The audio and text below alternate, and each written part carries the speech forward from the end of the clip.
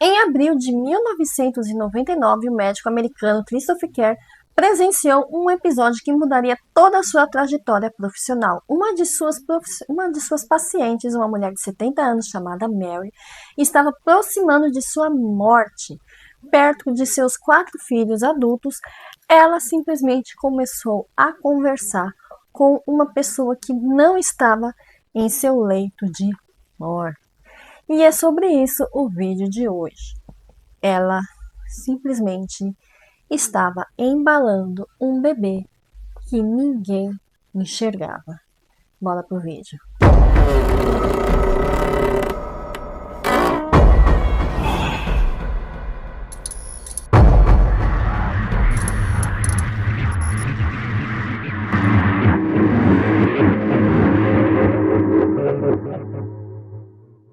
E sejam todos muito bem-vindos a este canal. Se você for novo ou nova por aqui, por favor, se inscreva neste canal, curte, comenta, compartilha, ativa o sininho de notificações, que é para você saber quando que tem vídeo novo.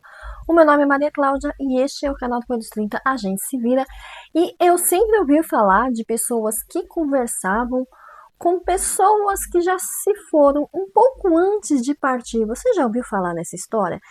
Eu já ouvi falar e muito, e aí por conta disso eu resolvi fazer uma pesquisa e achei essa história que eu achei assim fantástica e resolvi trazer aqui para compartilhar com vocês. E olha quem está aqui conosco hoje. Adivinha quem está aqui? Soluço. Soluço. O que você está fazendo aqui hoje? Olha só quem está aqui. Dá um oi ali. Fala oi, oi, oi, oi, oi. Então esse médico que estava lá acompanhando Mary, ele observou que ela estava embalando um bebê, como se ela estivesse lá mesmo, embalando o bebê, e ela chamava esse bebê de Danny. E ela parecia abraçar e beijar esse bebê, né? E esse gesto, ele estava surpreendendo a todos, porque ninguém conhecia alguém chamado Danny. O Danny. Tá ruim hoje de sair as palavras, hein, sua tonta? A percepção de ver antepassados ou entes queridos falecidos por pessoas que estão próximas da morte é um fenômeno relatado em diversas culturas e contextos. Existem várias teorias e explicações para isso, e algumas dessas incluem que experiências de quase algumas pessoas relatam ter visões de entes queridos durante essas experiências de quase morte, o que pode ser interpretado como um mecanismo de conforto psicológico ou espiritual, ou seja, poderia ser um conforto psicológico, poderia ser um conforto espiritual, ou até mesmo as duas coisas, quem sabe.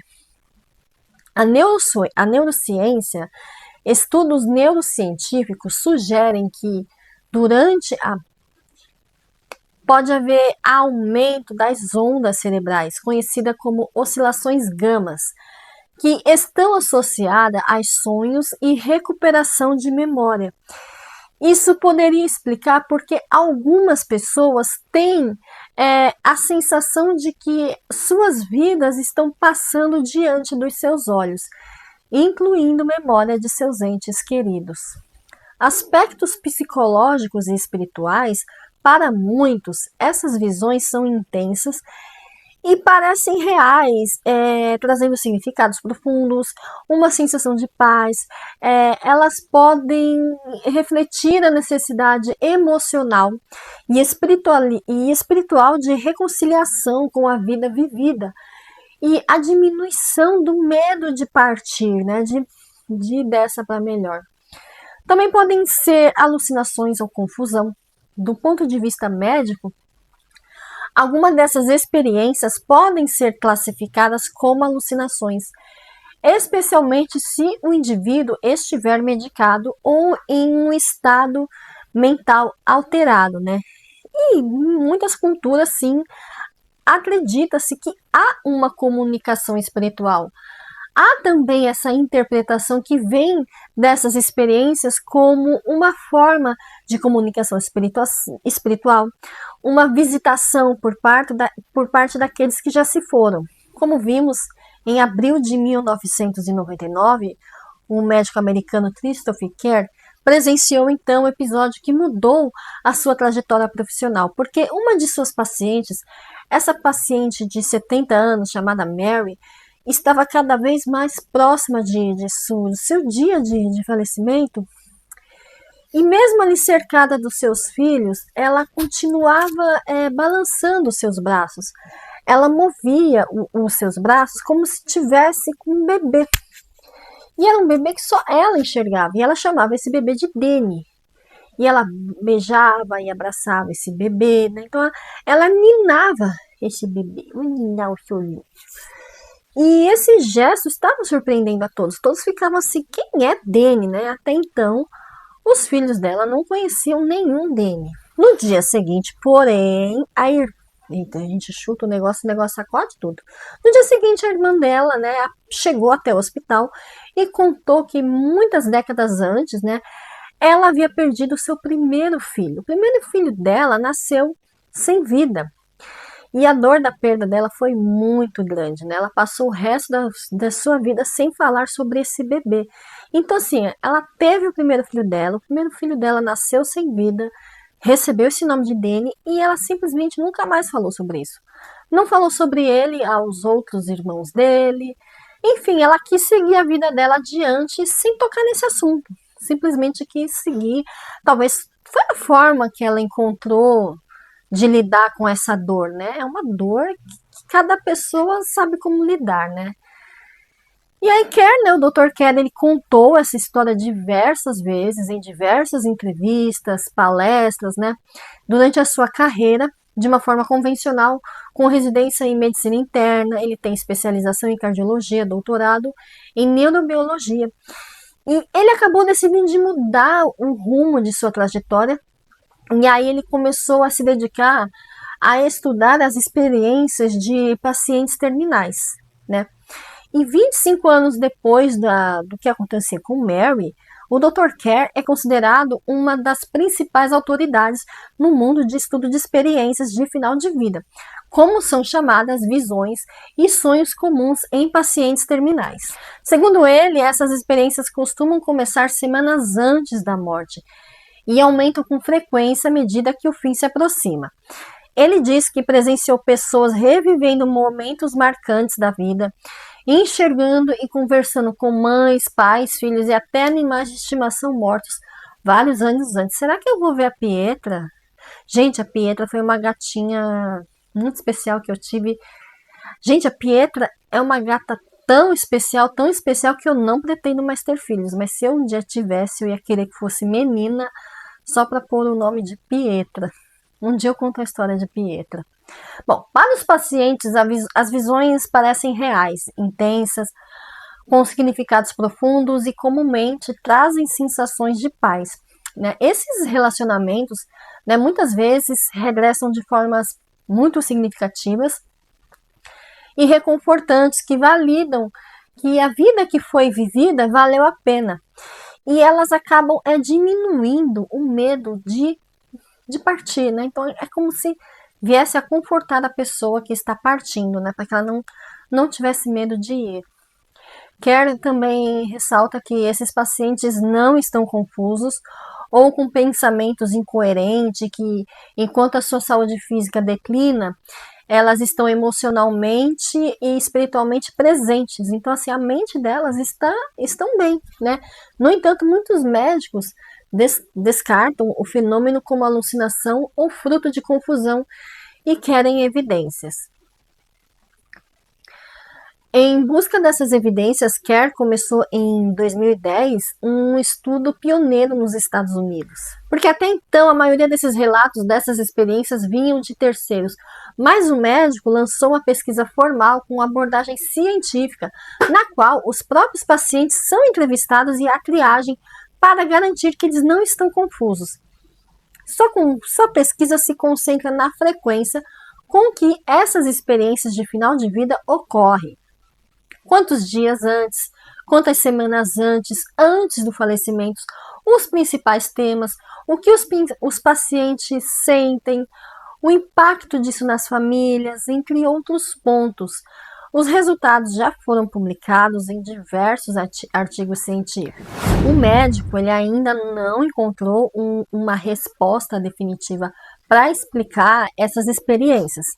E diz que para decifrar a causa, o foco ainda não dá para explicar a causa, né? Porque o fato de não conseguir explicar a origem e o processo não invalida a experiência do paciente. Ou seja, o fato dele não conseguir explicar por que isso acontece ou a causa disso não invalida a experiência que o paciente tem, porque os pacientes de fato têm, né? Muitas pessoas relatam esses acontecimentos, né?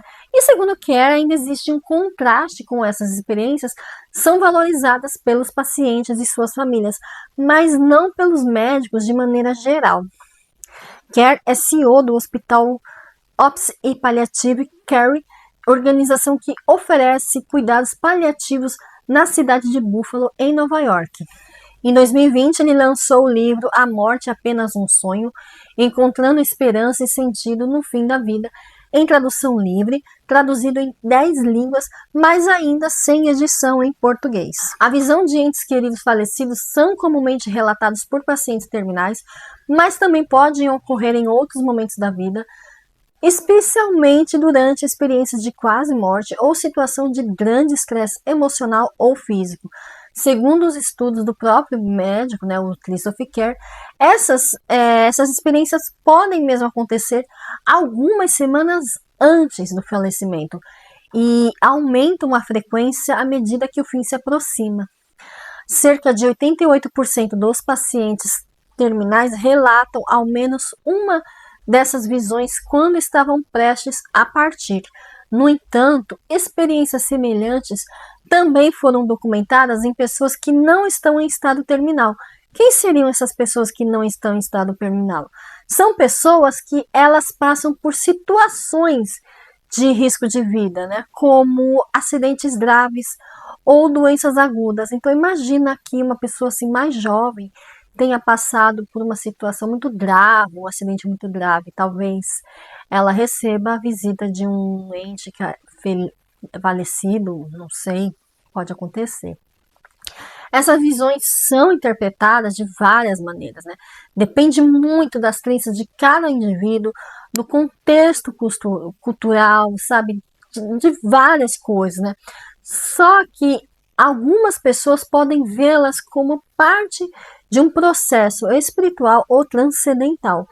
Outros podem buscar explicações na neurociência ou na psicologia.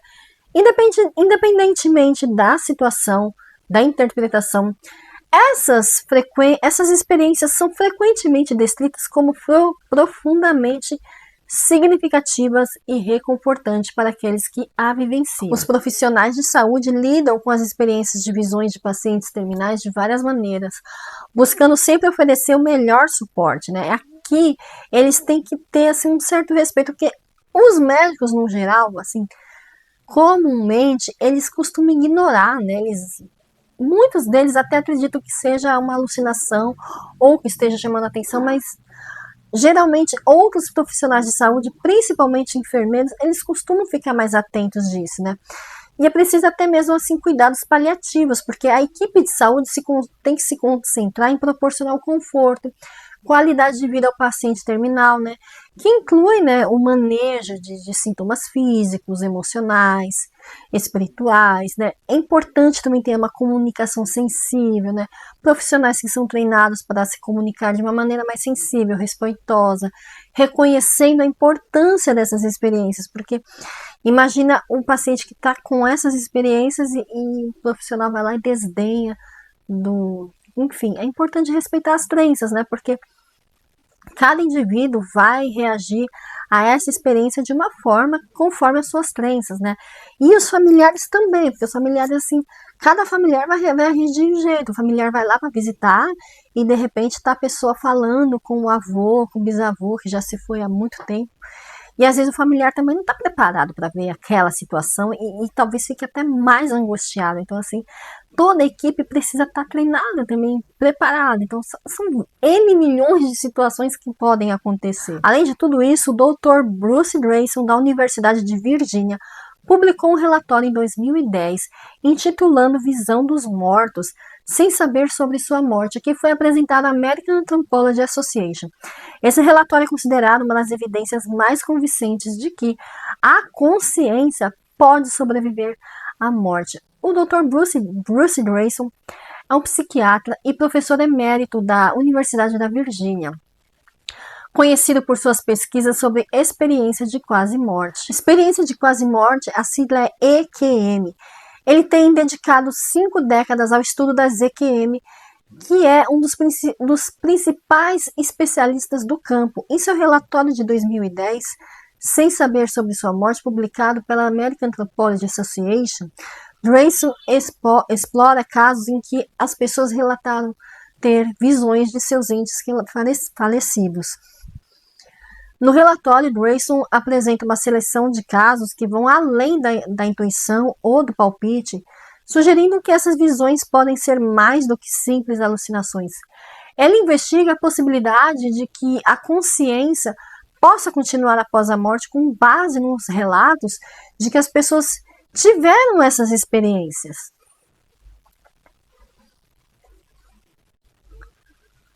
Além disso, Greyson também publicou um livro intitulado Depois. Um médico explora que as experiências de quase-morte revelam sobre a vida e além, onde ele detalha as sensações vivenciadas pelas pessoas durante as EQMs. Ele identificou padrões comuns nessas experiências, como a sensação de estar em um espaço transcendental, sentimentos de paz e bem-estar, encontro com entes já falecidos.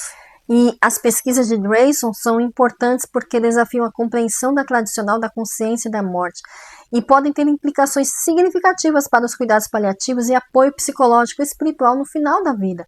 Seu trabalho continua a inspirar outros pesquisadores a explorar esses fenômenos misteriosos e profundamente pessoais. O especialista diz que não se convencia quando os pacientes afirmavam que sentiam como se estivessem deixando seus corpos. No entanto, começou a identificar um padrão que se repetia nas histórias, acabou entrando de cabeça na pesquisa e no assunto e fundou uma associação internacional. Nas entrevistas que deu para o lançamento, as pessoas chegaram a uma esfera e não terrena, sobrenatural ou celeste, como alguns descrevem. Que não é o mundo físico que conheci. Todos têm dificuldades em explicar o que é esse espaço transcendental. Há quem diga que se assemelha a entrar num túnel ou chegar num jardim, mas o principal é a sensação de se sentir confortável e acolhido. O sentimento preponderante é que de paz e de bem-estar, que vai de encontro ao medo e à dor, que normalmente associamos ao fim. Sabemos que quando falta oxigênio, ficamos confusos, agitados, com medo, e é o oposto o que acontece na experiência de quase, comentou o psiquiatra. Ele acrescenta que quando há uma referência a ver uma luz, não se trata de algo fluorescente ou algo do sol, né, na verdade, mas sim de uma radiação que viria do acolhimento. Vocês estão conseguindo imaginar isso ou é muita loucura desse médico? O que eu estou falando é o que esse médico falou, eu não estou inventando nada disso, que eu nem teria tal criatividade para criar um negócio desse. Eu não conseguiria inventar isso. Simplesmente é ele que está falando. Encontrar entes queridos já falecidos é um ponto comum, mesmo que seja a forte sensação da presença do outro, e não uma comunicação que envolva conversar. Ao voltar, essas pessoas se tornam desprendidas em relação ao mundo material. Símbolos de status como fama e poder perde terreno para compaixão e altruísmo. Um estudo mostra que sobreviventes de ataques cardíacos têm mais empatia e interesses no significado e no propósito da vida. Enfatizou que 5% da população enfrentam a quase morte. Cientista, era minha obrigação estudar o fenômeno. E aqui estou eu, 50 anos depois, ainda tentando entender o que ocorre. As experiências, claro, né, não são todas iguais, sempre vai variar de um para outro, mas é claro, né, que todas as experiências, né, cada pessoa vai ter uma experiência, vai ser diferente de um para outro, mas o que é mais comum entre elas, o que as pessoas concordam entre si, mesmo sem se conhecer, é que o temor da morte diminui. Então, quando as pessoas conhecem o lado de lá e depois voltam, né, eles enfrentam essa experiência, o que pode se tornar libertador. Quando você perde o medo de morrer, você também ganha a coragem de viver, diz Grayson. E você já tinha ouvido falar nisso? Você já ouviu falar nessa história de que quando a pessoa está para partir, ela começa a ver pessoas que já faleceram? Eu ouvia muito, é da parte da minha avó. Minha avó sempre falava isso, inclusive minha avó, ela mesma também já se foi, mas ela falava muito sobre isso, né? E eu sempre achei essa história muito curiosa e sempre acreditei nisso, nunca duvidei disso. E eu tava pensando nisso, outro dia eu tava pensando nesse assunto e eu resolvi trazer isso para vocês. Diz para mim nos comentários, você acha que isso é apenas uma situação psicológica para você se preparar para o fim? Ou isso tem mesmo algo sobrenatural? E aquela senhora que estava embalando o seu filho, você acha que ela estava embalando o seu bebê que se foi? Ou era só psicológico? Porque aí me leva uma outra questão. Então, quem morre, quem falece ainda bebê, vai passar a eternidade sendo um fantasma bebê? Para mim, isso aí já não faz sentido. Não sei. É muito complicado. Bom, é isso. Diz para mim nos comentários. Muito obrigada por ter assistido até aqui. Me diz o que você acha disso tudo e um beijo. Até o próximo vídeo. Se você quiser algum tema, põe nos comentários. Eu ia trazer a Annabelle, que foi incendiada no Rio de Janeiro, mas já faz tanto tempo que já perdi o timing do assunto. É isso. Fica uma próxima. Tchau, gente. Ninguém conhecia ninguém. Oh, meu Deus. Ninguém conhecia.